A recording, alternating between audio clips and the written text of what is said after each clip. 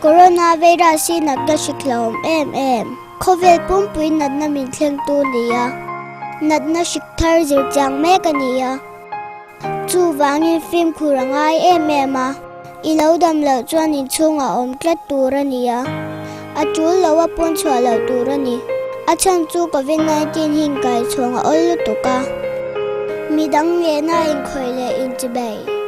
Max wala wa chante ne na in fiam le nai da wa in biak te na in kai chong theya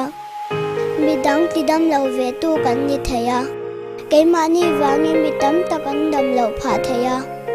chu wangi fai takin ko sil chen tur I khu chuan in nar le kai ban khu tlat tur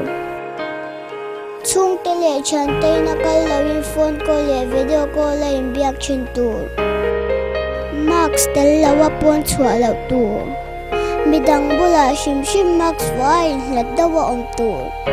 chuti chuang coronavirus daw na ko nga ya mi chang kai tak kal lo mi chau don ni